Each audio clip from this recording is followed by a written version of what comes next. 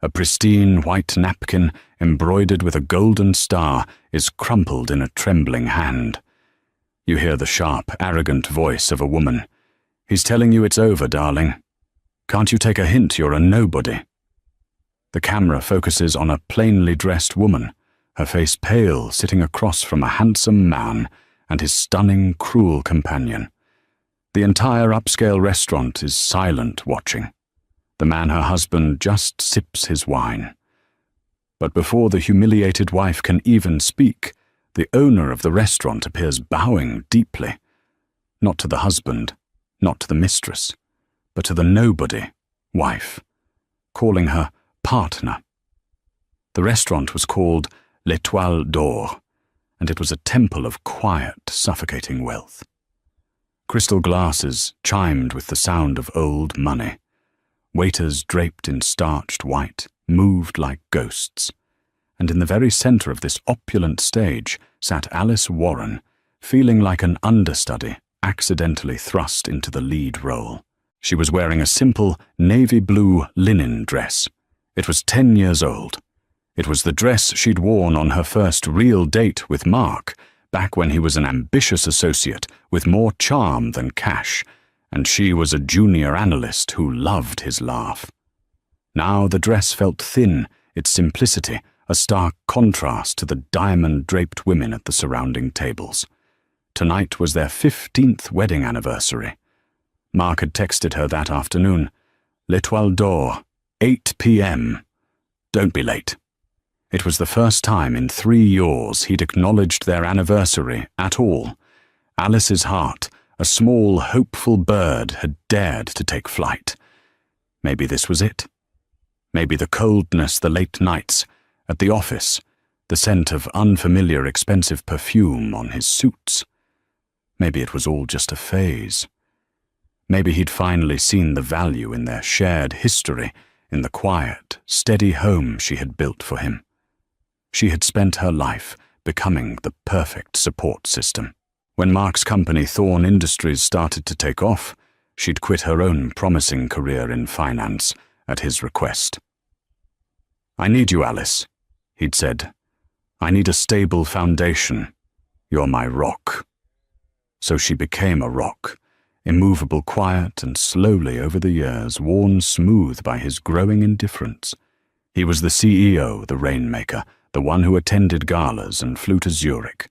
She was the one who managed the house, paid the surprisingly complex household bills, and volunteered at the city library.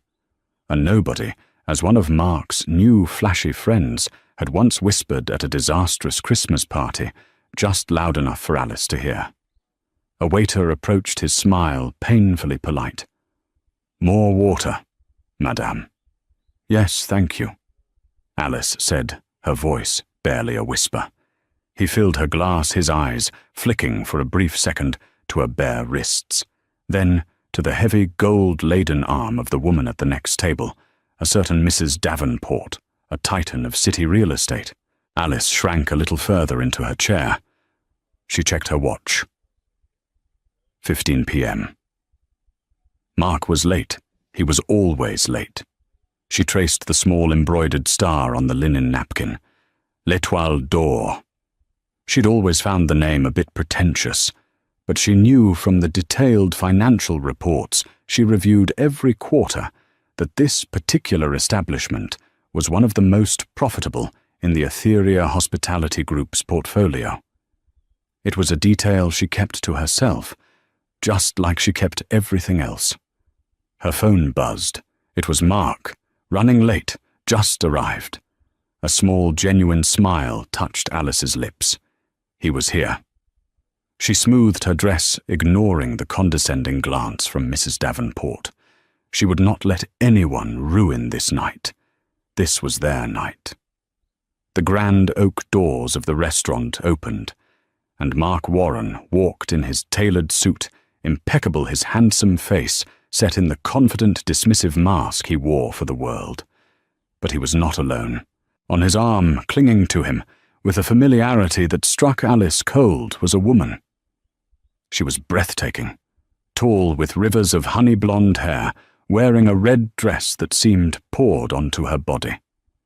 Her laughter was loud and sharp, echoing in the refined quiet. Alice knew her. She'd seen her in the society pages. Serafina Hayes, an influencer who was famous for, as far as Alice could tell, being seen with powerful men. They didn't walk toward the greeting stand. They walked directly, inexorably, toward Alice's table. The hopeful bird in Alice's chest didn't just die, it was vaporized. The blood drained from her face, leaving a cold, prickling numbness. This wasn't a mistake. This wasn't a business associate he was politely seating before joining his wife. This was a statement. Mark stopped at the table, not even bothering to look Alice in the eye. He was focused on Serafina, pulling out a chair for her. "Mark." Alice's voice was a dry crackle. He finally looked at her. His eyes, the ones she had fallen in love with, were as flat and cold as slate. "Alice, you're here. It's our anniversary, Mark." She said the words, tasting like ash. Serafina let out a tinkling, cruel laugh. "Oh, is that today? How sweet. Mark, you old sentimentalist." She draped herself into the chair, her crimson-taloned hand landing possessively on Mark's arm.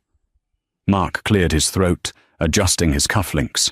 He was a man performing a necessary but boring piece of business. "Alice, I'm glad you're here, actually. It saves me a phone call. Serafina and we're together." The restaurant, which had been humming with quiet conversation, began to fall silent. The tables nearby were pretending not to listen, which meant they were hanging on every word. Mrs. Davenport had frozen her champagne flute halfway to her lips. "Together." Alice repeated the word nonsensical. "Don't make this difficult."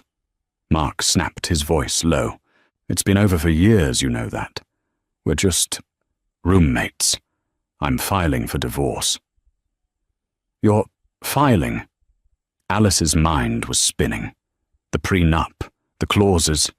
She had spent years meticulously structuring her life, her hidden life, around that document. A document that was ironclad, provided she wasn't the one to file. He had just made a terrible, terrible mistake. But the shock was too great for that realization to offer any comfort. "Of course he's filing." Serafina cut in her voice like broken glass. She leaned across the table, her expensive perfume washing over Alice in a sickening wave. She looked Alice up and down from her 10-year-old dress to her sensible low-heeled shoes. The disdain in her eyes was absolute. "Look at you," Serafina said, her voice carrying across the silent room. "Just sitting here waiting for him. Did you really think he was going to celebrate with this?" She gestured to Alice. Alice was frozen, her hands gripping the napkin. She could feel dozens of eyes on her. "He's telling you it's over, darling," Serafina continued, emboldened by Alice's silence. "Can't you take a hint? He wants a woman, not a housekeeper. You're a nobody." Nobody. The word hung in the air, vibrating with cruelty. Mark did nothing. He didn't defend her. He didn't even flinch. He just signaled for a waiter. "We'll need another bottle of the Veuve Clicquot." Alice felt the tears coming hot and stinging. She had been humiliated, discarded, and dismissed in the most public way possible. She was a rock, all right, one he had just kicked out of his path without a second glance. She fumbled for her purse, her only thought to get out, to run, to hide. "You're not a nobody, Mrs. Warren." The voice was new. It was deep calm and carried an authority that instantly silenced even Serafina's smug breathing. Alice looked up, her vision blurred. Standing beside their table was a man in a flawless black suit. He was not a waiter. He was older, with silvering hair at his temples and the sharp, intelligent eyes of a hawk. His name was Mr. Giraud. Alice knew him, but not from here. Mark, annoyed by the interruption, looked up. "Excuse me, we're in the middle of something. Go get the manager." Mr. Giraud's lips twitched in a smile that held no humor. "There is no need. I am he." Serafina scoffed.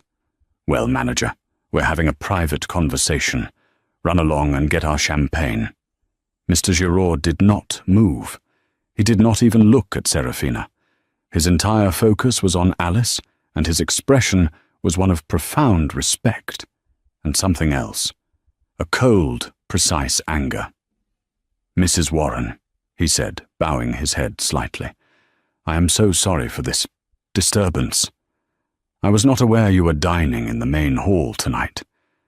Your private room is of course ready." Mark stared his fork halfway to his plate. "Private room? What are you talking about?" "She's with me." Serafina let out another braying laugh.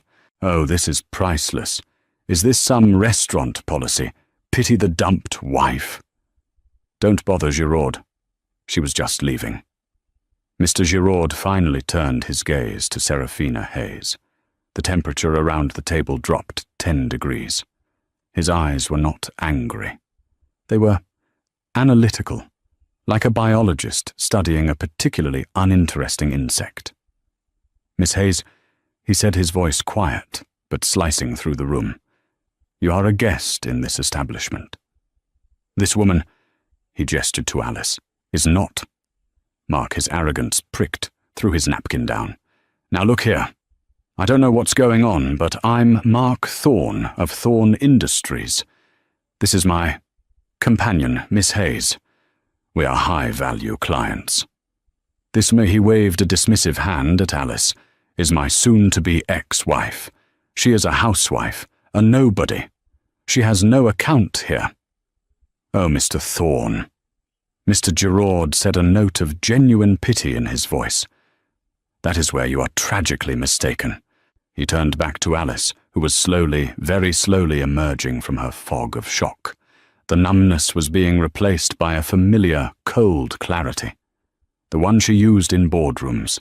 The one Mark had never ever seen. "Madame," Mr. Giraud said, his voice reverting to one of pure professional deference, "you are paying for this man's champagne. Shall I have it removed?" The entire restaurant was now in stunned silence.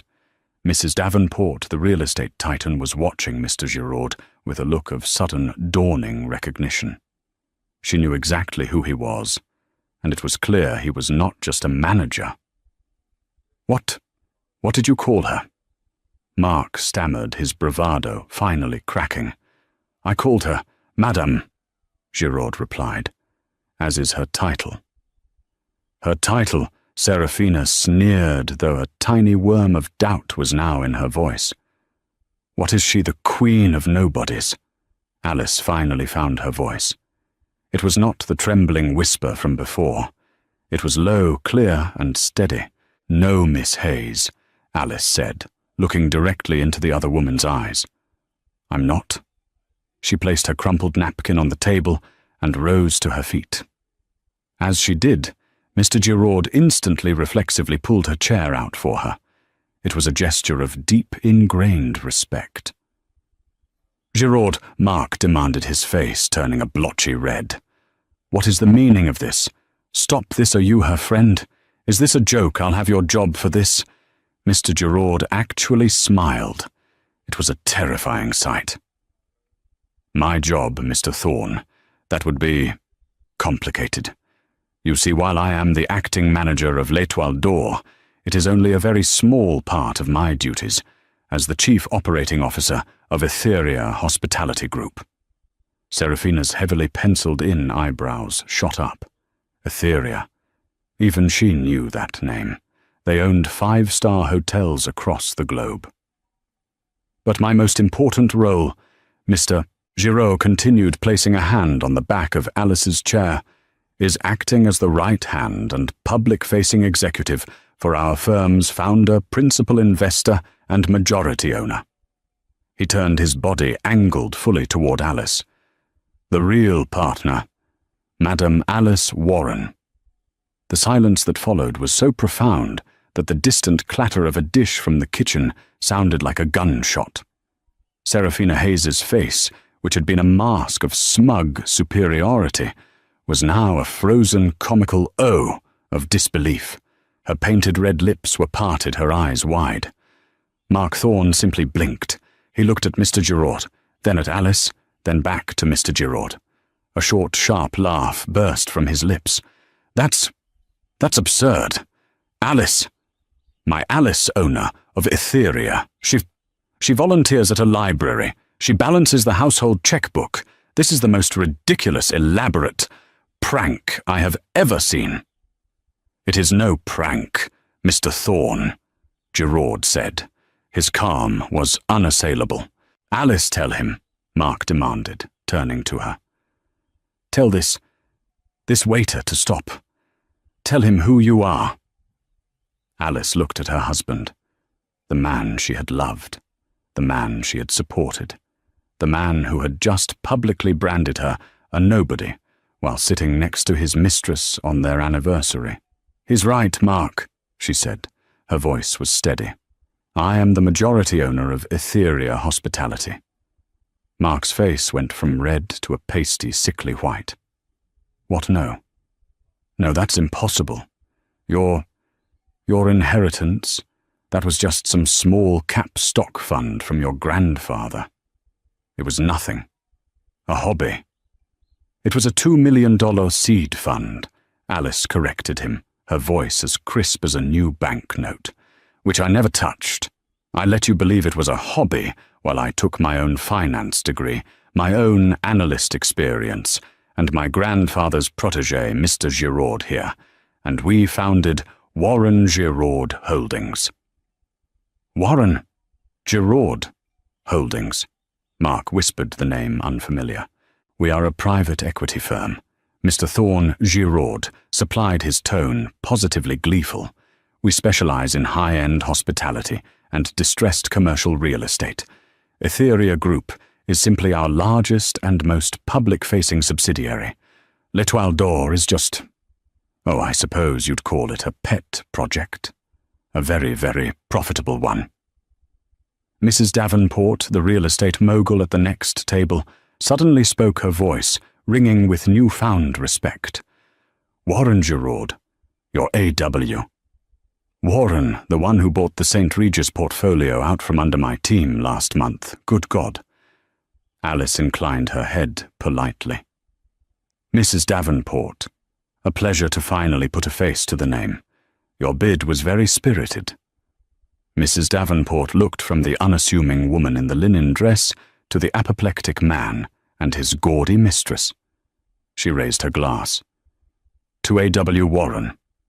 Mark was reeling, his world tilting on its axis. But my company, Thorne Industries. I'm successful. I built that. I did that. Yes, you did, Alice said. You built a moderately successful logistics company. But you've been over-leveraged for 2 years, Mark. You've been making reckless expansion choices, trying to fund a lifestyle you couldn't afford. How would you know that? He stammered. Mr. Thorne. Giraud interjected. Who do you think holds the lease on your new corporate headquarters on Park Avenue, the one you signed last year, to project success? Mark's blood ran cold.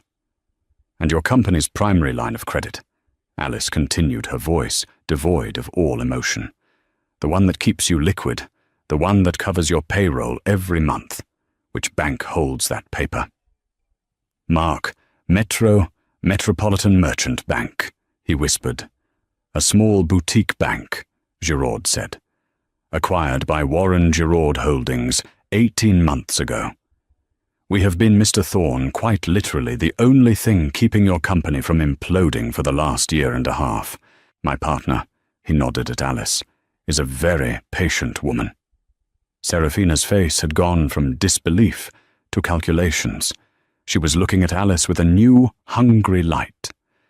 She slid her hand off Mark's arm. So, Alice said, stepping away from the table, while you were busy with... Miss Hayes, I was busy running an empire you live in, an empire you work in, and an empire that until tonight was subsidizing your entire life. The revelation hung in the air, thick and heavy. Mark Thorne was not just a cheating husband, he was a fool, a kept man who didn't even know who was keeping him. But why? Mark's voice was barely a croak. Why all this deception? For years, the library, the old car. You drive a 12-year-old sedan. It's a very reliable sedan, Alice said coolly, and it doesn't attract attention, which is the point. She turned her gaze, sweeping the room, then landing back on him. I didn't do it to deceive you, Mark. I did it to protect myself. And for a very long time to protect you. Protect me, he scoffed, a flicker of his old arrogance returning. Yes, when you started Thorne Industries, you were brilliant. You were hungry. But when the first wave of success hit, you changed. You became this. She gestured to the scene. This man who needs the flashy car, the flashy woman, the trophy life. You became arrogant, and arrogant men make mistakes. He sputtered. You also insisted on a prenuptial agreement when we got married, Alice continued. You were the one making more money then from your father's firm. You wanted to protect your assets. And it does, Mark snarled. It protects my company. You get the house, and that's it. Alice almost laughed. Oh, Mark, you really should read the documents your lawyers draft. The prenup is very specific. It has an infidelity clause, a strong one. If you are proven to be unfaithful, you would forfeit any and all claim to my assets. But if I filed for divorce, for any other reason, my assets, or what you perceived as my assets, would be split 50-50. The pieces began to click into place in Mark's horrified mind. You knew, he whispered. You've known for how long? About Miss Hayes, 6 months, Alice replied. About the woman before her in Zurich, a year. I have photographs, bank transfers, hotel receipts. I have a very thorough legal team, Mark. I wasn't a nobody housewife. I was a CEO gathering data. For 2 years, Giraud added, my partner has been waiting. She wanted to give you a chance to come clean, to be the man she married. She was hoping. I was hoping, Alice confirmed, a flicker of genuine sadness in her eyes. I thought if I just held on, if I just kept supporting your company from the shadows, you would find your way back. Tonight, this was your last chance. Our anniversary, and you brought her. So what? Mark tried to bluster. So you get to keep your little hobby fund. I'll be fine. My company it's your company. Mark, Alice said, her voice dropping to ice, is a house of cards, and Warren Giraud Holdings is the table it's sitting on. You came in here tonight to call me a nobody and end our marriage. You just succeeded. But you didn't just end our marriage, you ended your career. Serafina Hayes, who had been quiet, suddenly saw her own future evaporating. The Park Avenue penthouse, the black card, the life she'd signed up for it, was all tied to him. And he was tied to Alice. Well, Serafina said, standing up and smoothing her red dress. She forced a dazzling smile at Alice. Alice, Madame, I have to say that is incredible. You are an inspiration to women everywhere. Mark always spoke of you, but he clearly didn't appreciate you. I can appreciate you. Alice looked at the woman with mild disgust. I'm sure you can, but I'm not interested in your appreciation, Miss Hayes. No, you don't understand, Serafina said, stepping closer, her voice dropping to a conspiratorial purr. A man like Mark, he's weak. You are strong. A strong woman needs, well, friends, powerful friends. It was the most shameless pivot in history, from mistress to sycophant in 30 seconds. Alice simply shook her head. You're right about one thing. He is weak, and so are you. Alice's voice, now that it was finally unleashed, was not loud. It was worse. It was devastatingly quiet, precise, and devoid of all heat. It was the voice of a surgeon announcing a terminal diagnosis. She did not look at the broken, sputtering man who was still technically her husband. She looked only at her chief operating officer. Mr. Giraud, she said, her voice cutting through the stunned silence of l'Étoile d'Or. Yes, madame, he replied, his own voice, a perfect mirror of calm professionalism. Please contact our legal team, the senior partners. I want them awakened if necessary. Inform them that the infidelity clause of my prenuptial agreement is to be invoked immediately. Mark's head snapped up. Infidelity. You can't prove. I can, Alice said, cutting him off without a glance. And I will. The filing is to be on a judge's desk by 9 a.m. tomorrow. I want him out of the house by noon. Out. Out of the house, Mark stammered. My house, Alice. That's my house. It is a house held in a trust. Giraud provided his eyes flicking to Mark for a brief, cold second. A trust which Madame Warren is the sole trustee of. You are and have always been a guest, Mr. Thorne. The blood drained from Mark's face, but Alice was not finished. Also, she continued, instruct the board of Metropolitan Merchant Bank. I want an emergency remote vote called within the hour. They are to call in the entirety of Thorne Industries' outstanding line of credit, effective immediately. If Mark had been pale, he was now the color of wet cement. This was not a flesh wound. This was a kill shot.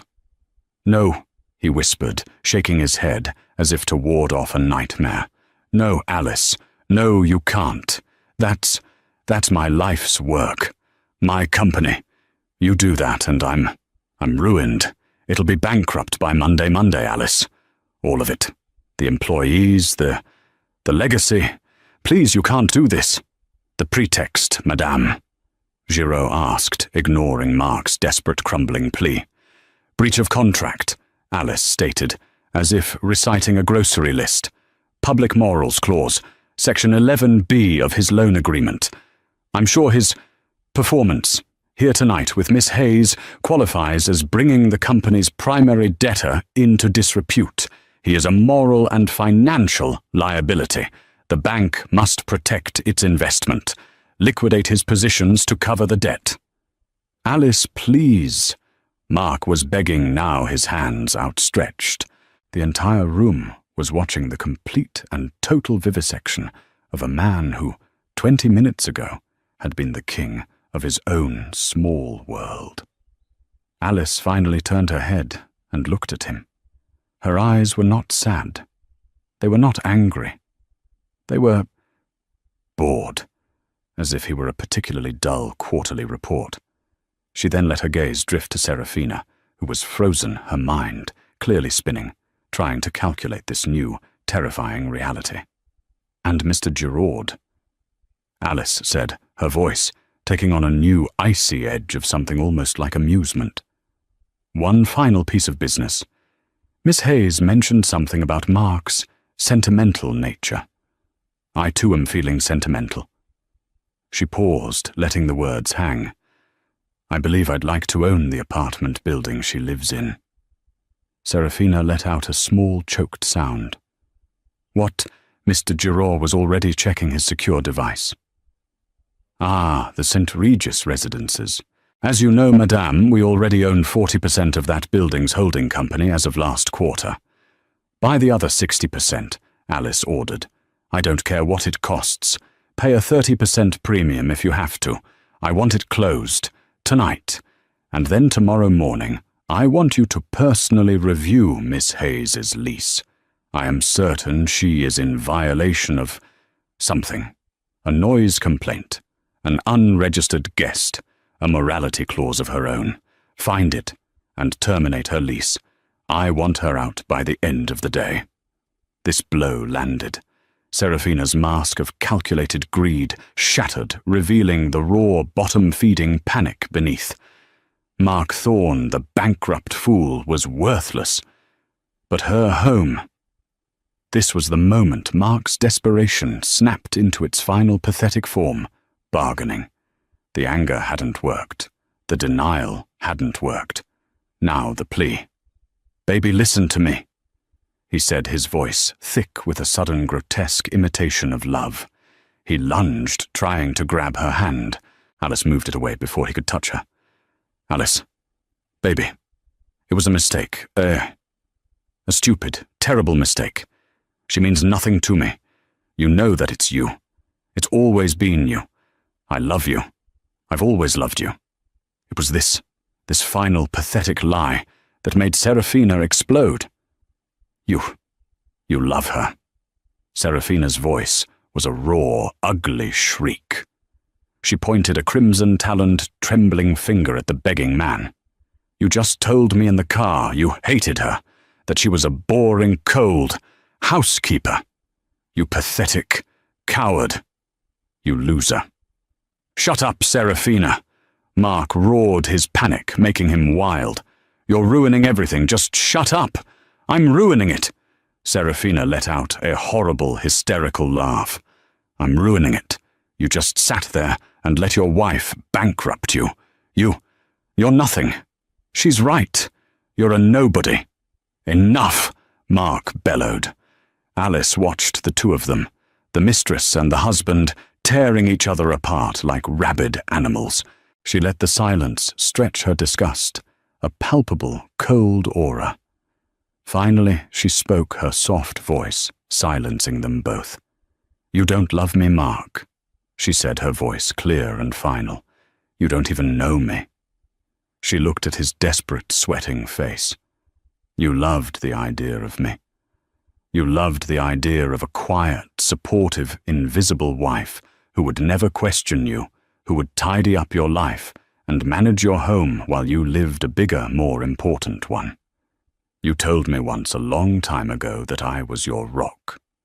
She took a single step closer, and he flinched. The whole restaurant seemed to lean in. "The thing you forgot about rocks, Mark," she whispered, "is that they are very, very heavy. And when you drop one, it crushes whatever is underneath." She straightened a general dismissing a disgraced soldier. She then turned her gaze to Serafina, who was frantically, uselessly trying to fix her ruined makeup with a napkin. "You called me a nobody, Miss Hayes," Alice said. "You were half right." She let the statement hang in the dead, silent room. "As of 9 a.m. tomorrow," Alice declared, "I am officially nobody's wife. I am not his—" She gestured with her chin to the broken man. "I am not yours to insult. I am my own. And you are just a temporary tenant, in my building. Enjoy your last night." She had said her piece. The execution was complete. She turned back to her COO. "Mr. Giraud," she said, her voice now crisp, all business. "Please have security escort Mr. Thorne and Miss Hayes out. They are finished, and they are disturbing the other diners." "My pleasure, madame," Giraud said. He didn't raise his voice. He didn't have to. He simply snapped his fingers. From a table near the bar, two large men rose. They were not in restaurant uniforms. They were in dark, impeccably tailored suits with earpieces. They looked like Secret Service. They were Alice's personal detail, and they had been dining quietly, waiting for this exact signal. One man moved to Mark, the other to Serafina. "No, get your hands off me," Mark yelled, his bravado, returning for one last pathetic gasp. "You can't... Alice, you can't do this. This is our anniversary." The plea was so absurd, so utterly disconnected from reality, that a woman at a nearby table let out an audible gasp of disbelief.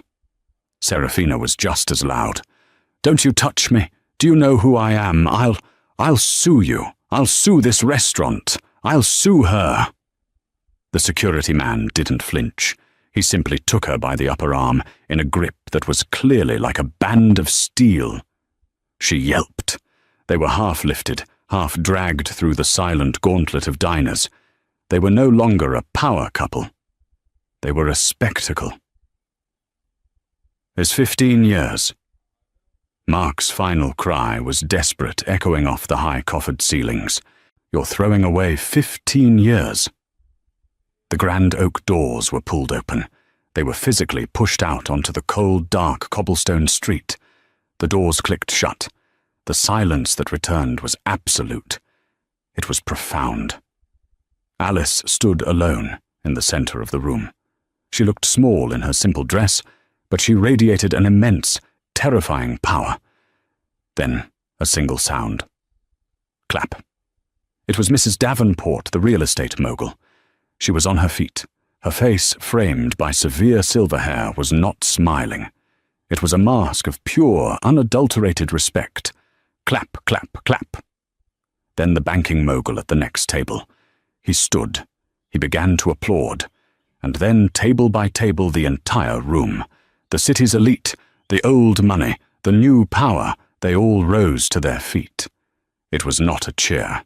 It was a wave of sustained, rhythmic, stunned applause. It was an acknowledgement, a welcome. They were witnessing, in real time, the fall of a pretender and the public coronation of a queen. The echo of Mark's final desperate cry, "Alice!" was sucked into the heavy velvet curtains of l'Etoile d'Or. The grand oak doors clicked shut with the finality of a vault. The silence that descended was absolute, a thick, heavy blanket of shock. For a full 3 seconds, the only sound was the distant, nervous tinkle of ice in a water glass.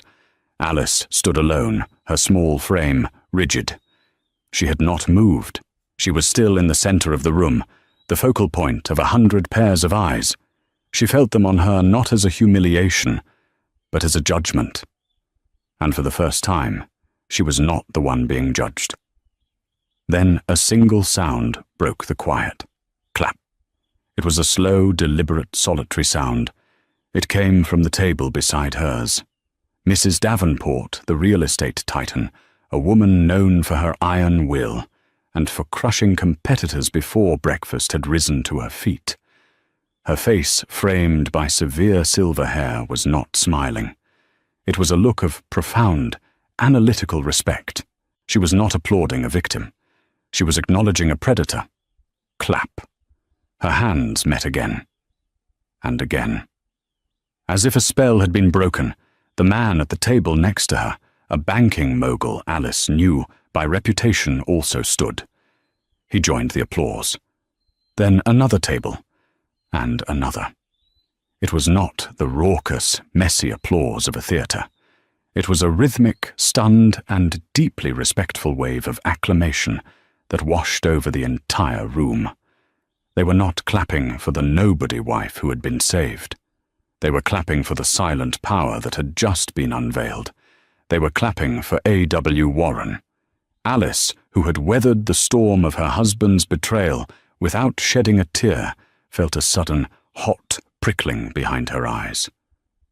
This was not part of the plan. The plan was quiet, efficient, an extraction. This was a coronation. She straightened her spine, a move that felt as if she were shrugging off a 15-year-old 200-pound weight.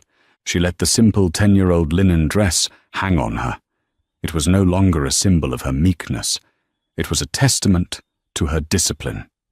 She met Mrs. Davenport's eyes across the small space and gave a small, controlled, regal nod. Mrs. Davenport stopped clapping and raised her glass.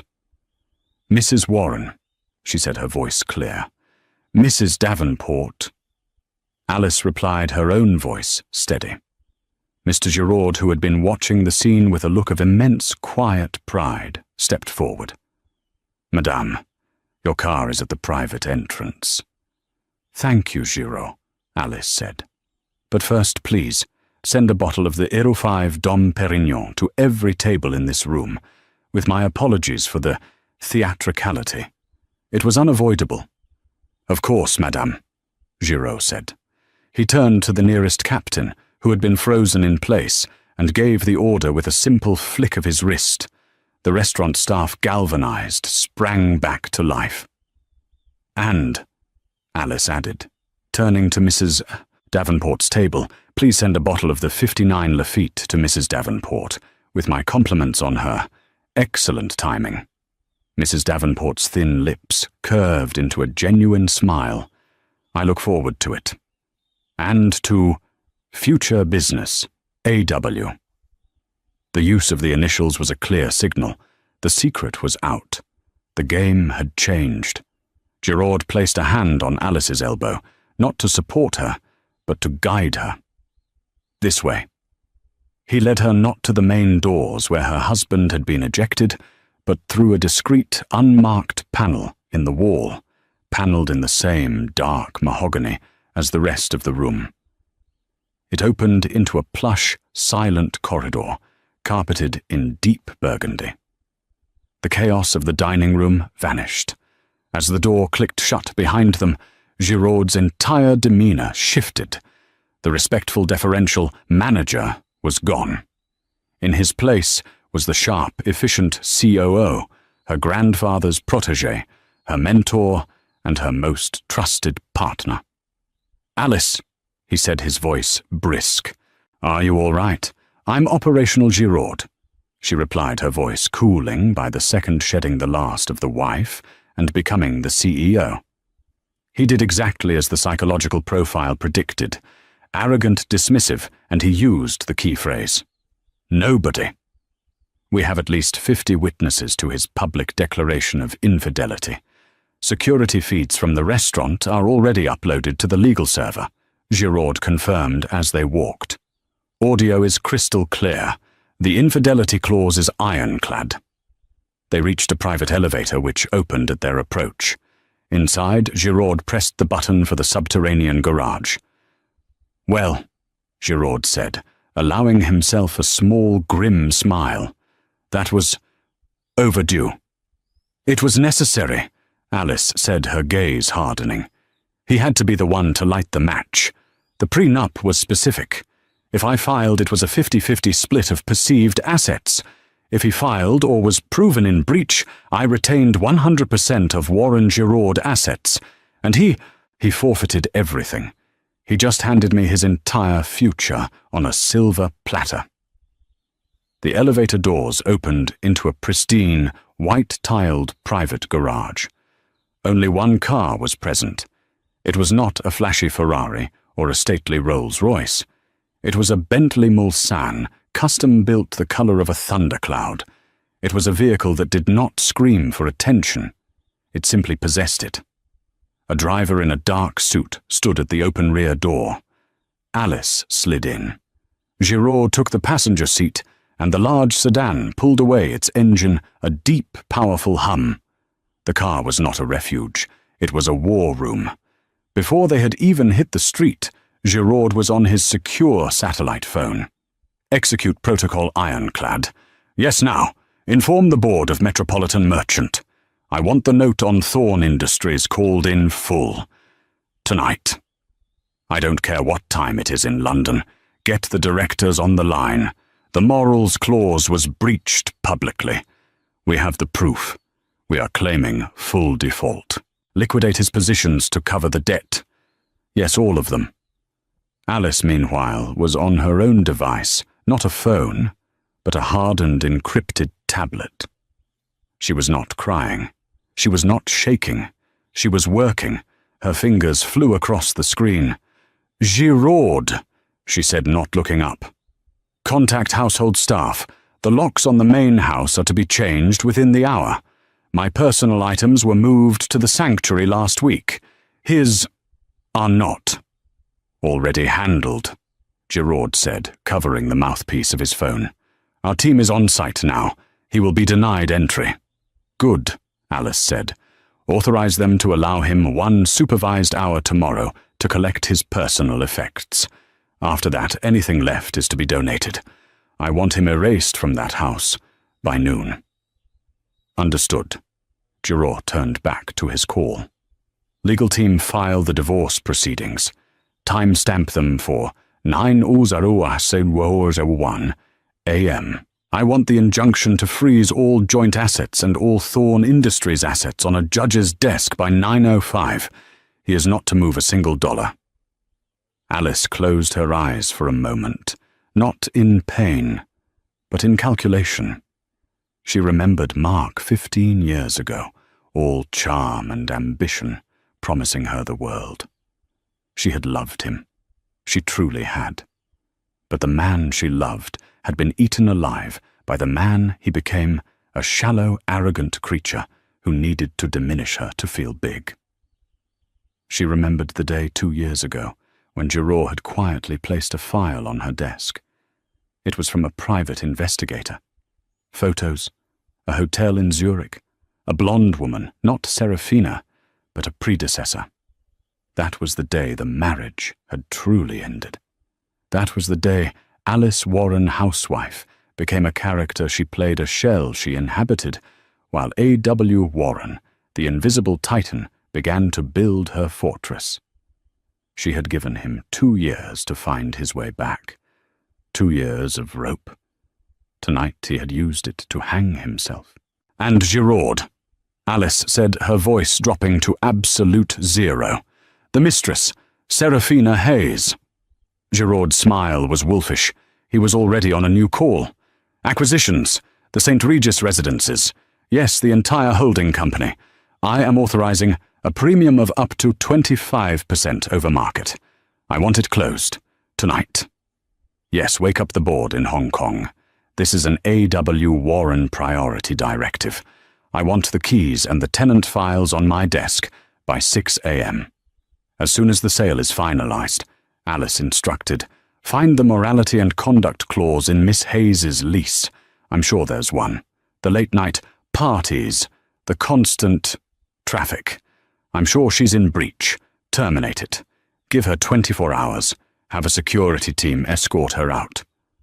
Consider her rehoused." Giraud confirmed. Meanwhile, on the cobblestone curb outside L'Etoile d'Or, the reality was crashing down like a physical weight. Loser, pathetic, weak loser. Serafina Hayes was screaming, her voice a raw, ugly screech that was a far cry from her tinkling laugh. "You just let her do that. You're nothing. You told me she was nothing. Shut up, Serafina, just shut up." Mark roared his hands, yanking at his tie. He was sweating his expensive suit, suddenly feeling like a cheap costume. He was humiliated. The doorman, a man he had tipped a $100 bill just last week, was now staring at him with cold, dead eyes. "She called you a housekeeper," Serafina shrieked, tears of rage and terror, carving black streaks of mascara down her face. "No worse, she called you her employee, and she was right." "I said shut up." Mark fumbled for his phone, his fingers slick. He had to call his lawyer. He had to call his bank. He had to fix this. He stabbed at the Uber app to get them away from the staring faces. His top-tier corporate Amex. Payment declined. He stared at the screen, his blood turning to ice. Declined. That was impossible. It had an unlimited credit line.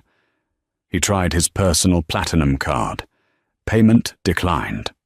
Mark, what's wrong?" "Get a car," Serafina demanded, her voice shrill with panic.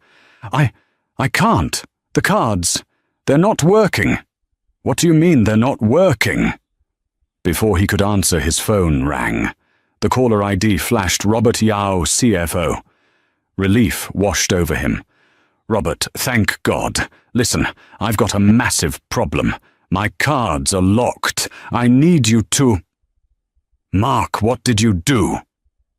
Robert's voice wasn't calm. He was screaming. "What the hell did you do, Mark? What are you talking about?" "Metropolitan Merchant Bank. They just called our entire 8-figure credit line. The whole thing, Mark. They're citing a morals clause. A morals clause. What the hell happened at that restaurant? They're seizing our assets. We're frozen. The payroll for Monday. It's not going out. We're finished, Mark. We're bankrupt. Mark's knees buckled. He physically slumped against the brick wall of the restaurant, the phone slipping from his nerveless fingers. He heard it clatter on the pavement. Bankrupt. Finished. He looked at his hands, the hands of a rainmaker. A titan. He was a nobody. Serafina was watching his face, her own a mask of dawning horror. Her future, the penthouse, the black card. It was all evaporating.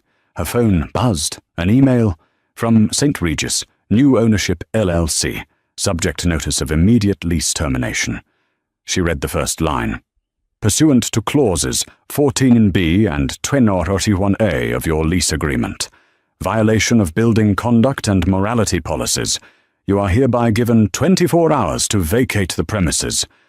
No, she whispered. No, this is a mistake. She frantically dialed the building manager, a man she had wrapped around her little finger. Miss Hayes. His voice was cold, professional, and utterly unfamiliar. I'm sorry. The building was sold approximately 45 minutes ago. The new ownership is extremely particular. Your lease has been terminated effective immediately. A security team will be at your door at 9 a.m. tomorrow to escort you and any personal belongings from the property. You can't, she screamed. I have rights. You have 24 hours, Miss Hayes. Good evening. The line went dead. She looked at the broken, ashen-faced man sliding down the wall. She looked at her own phone. She was locked out. He was broke. She let out a single guttural sob of pure, undiluted despair. She was toxic, tied to a broke, humiliated fool. No one would touch her now. Alice Warren hadn't just divorced her husband. She had scorched the earth around them both. The Bentley Mulsanne didn't go to the grand Georgian mansion Mark thought of as home. It slipped into the city, pulling into a private, guarded subterranean garage beneath a sleek, anonymous glass tower. An elevator opened directly into a sprawling penthouse. It was nothing like the house. The house was filled with heavy, dark wood hunting tapestries and Mark's ego. This place was light, airy, and powerful, minimalist with walls of glass offering a 360-degree view of the city. It was filled not with clutter, but with priceless modern art. This was Alice's real home, the sanctuary he never knew existed. She stepped out of the elevator, and the 10-year-old linen dress suddenly looked like a deliberate artistic choice in the hyper-modern setting. Giraud was already there, a tablet in hand, a fresh espresso waiting for her on a marble console. Status, she said, taking the cup. Legal has filed, Giraud reported. The judge on call has already signed the injunction. All assets are frozen. Thorn Industries is for all intents and purposes defunct as of 9:30 p.m. The house. Locks are changed. Our team leader reported Mr. Thorn arrived 20 minutes ago. He was denied entry. He made a scene. The local police were called. He was cautioned for trespassing and left on foot. Alice took a sip. Good. And Miss Hayes. The St. Regis acquisition is complete. It cost a 22% premium as projected. She has been served her notice. She also made a scene. Let her, Alice said, walking toward the vast wall of glass. She looked down at the city lights. Her city. She had been invisible for so long, moving billions from the shadows, all while playing the part of the quiet, supportive wife. The mask was finally off. Her tablet chimed, an alert. Giraud looked at his own. Ah, it seems Mrs. Davenport works as fast as we do. She's officially withdrawn her bid on the waterfront project. Alice turned a small, genuine smile touching her lips for the first time. She has, indeed. Her senior aide sent a secured message to my office. And I quote, Mrs. Davenport has no interest in a bidding war with A.W. Warren and would like to propose a joint venture instead. She's already forwarded the prospectus. Giraud paused, walking to a hidden wine refrigerator. He retrieved a single bottle. She also sent this via courier to A.W. Warren at this address. A 1959 Lafitte. Alice laughed, a real clear musical laugh that echoed in the vast open room. It seems she speaks the language. She knew the address. A smart woman, Giraud agreed. She recognizes real power.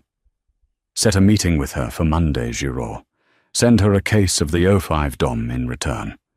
A gesture of shared theatricality. Yes, Alice. She unzipped the blue linen dress, letting it fall to the floor in a simple, discarded pile. She stood in a simple silk slip, looking out at the empire she had built in silence. She was not a nobody. She was not nobody's wife. Oh, and Giraud, she said, turning back. Yes. Call the community library, the volunteer program I work with. I want you to book a 2-week all-expenses-paid vacation for the entire staff to our new resort in Palm Beach. They've been wonderful friends. Giraud smiled a true smile of affection for the woman he had known since she was a girl. Right away, Alice. Welcome home. Alice nodded, taking another sip of her espresso, watching the lights of the city glitter like jewels. Her jewels. The old life was over. The real one was just beginning. And so Alice Warren proved that the loudest voice in the room is rarely the most powerful. While her husband and his mistress were busy performing for an audience, Alice was a true partner, the owner of the entire theatre.